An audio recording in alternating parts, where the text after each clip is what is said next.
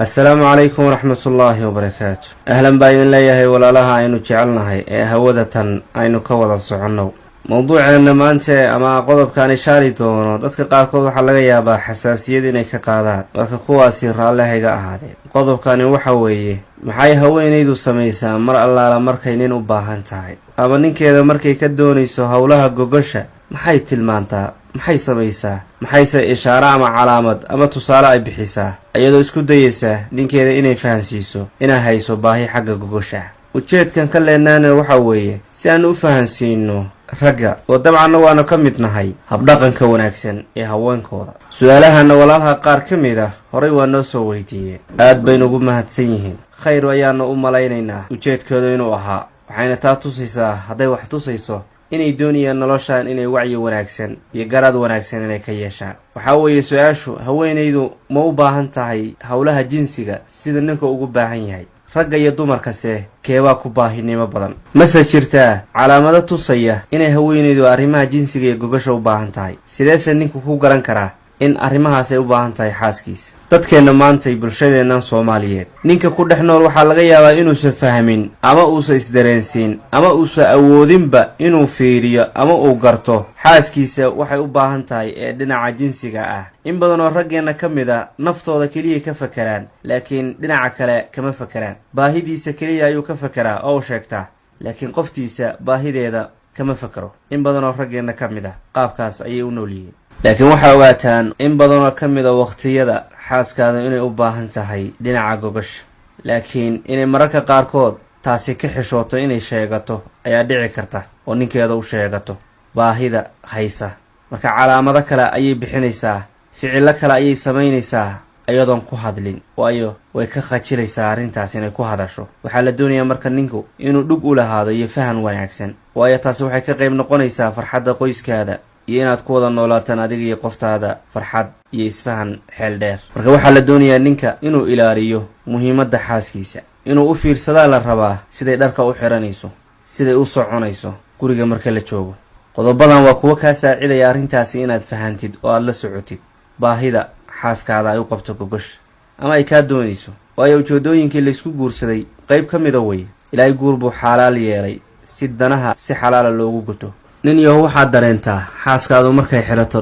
dharkii gudaha weliba laga xihanayay ee jidhkeeda gudaha sawirayay ee kuu muujinayay hadday xidhato wixii la asturayay ay muujiso ogow nin yahow xaaskaadu waxay kaa doonaysaa inaad la samaysid arrimihii gogosha ee ha kala bakhaylin isku day inaad fahamtid hana iska dhigin qof jiifa oo maqan oo aan la socon hawsha taasi waa qodob muhiim ah oo asaasi ah oo aad ku garan kartid arrintaas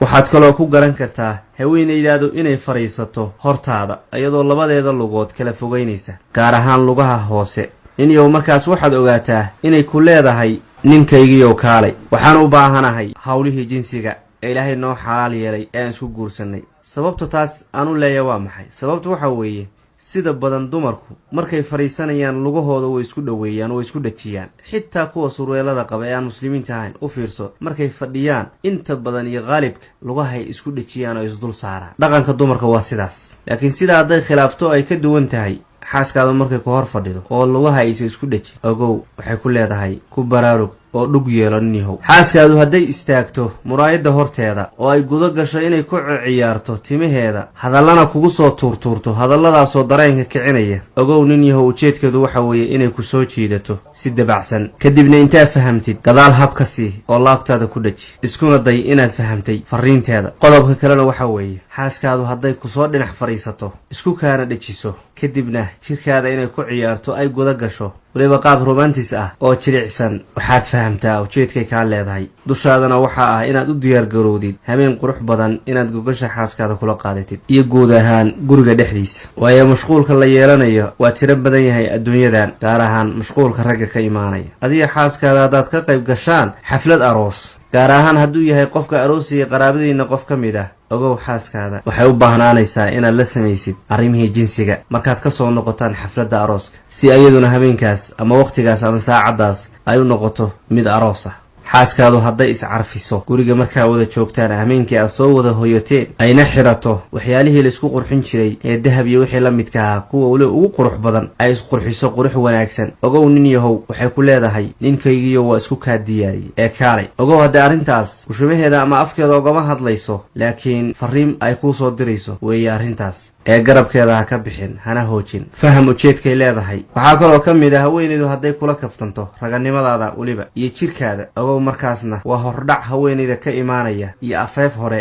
taasoo ay ku doonayso mucaamal wanaagsan oo ku dhisan jacayl iyo farxad qodobadan iyo kuwo kaleoo ka duwan oo aynu tilmaamin ayay tilmaamaan dadka cilmiga qoyska iyo labada jinsi ka warrama calaamadahan waa kuwo tusaya baahida ay xaaskaada u qabto inaad arrimihii gogosha iyo jinsiga la samaysid marka ninka waxaa dushiisa ah inuu arrimaha u fiirsado il gooniyana uu ku fiiriyo si xaaskiisa ay ugula noolaato farxad iyo liibaan aan dhammaasho lahayn waxaan kaloo kusii darayaa qodob muhiima oo raggu ay khalad ka fahamsan yihiin ragga qaarkood waxaa laga yaabaa inay arkaan haweenay da-ah ama 40 jirta ama 50 jirta ama dhaaftay oo guursanaysa ama caadada dhaqanka iyo sheekada ragga ka dhex jirta ay tahayba haweenaydu jinsiga iyadaa u baahinimo badan ragga adkaysi iyo sabir bay u leeyihiin markay imaato baahida gogasha oo ay adkaysan karaan laakiin dumarku iyagu waxay iska rabaan har iyo hameen galmo har iyo hameen waxaas laakiin ogaada oo hoosta ka xariiqa waa arrin khaldan 100% oo raggu iska dhaadhiciyey xaqiiqada waxaa lagu soo ogaaday cilmi baaris badan oo la sameeyo xeel dheer inay haweenku yihiin kuwa ugu dulqaadka badan xagga jinsiga markay imaato laakiin mararka qaarkood markay guursanayaan ujeedadeedu ma ahan oo keliya galmo oo keliya ay ka fakarto ma ahan haweenka qaar u guursada wehel oo keliya ama waa la qabaa oo keliya haweenaydu si kastay xoolo u leedahay si kastay aqoon u leedahay si kastay karti u leedahay mar walba wax iskaga baahan tahay ninku mehersan oo la yiraahdo waa hiblaayo waa la qabaa intaasaa faan u ah oo hooyo ina noqoto mar walba saasay ku faantaa marka khalad way raggu inay aaminaan haweenku jinsiga iska jecelyihiin har iyo hameen in galmo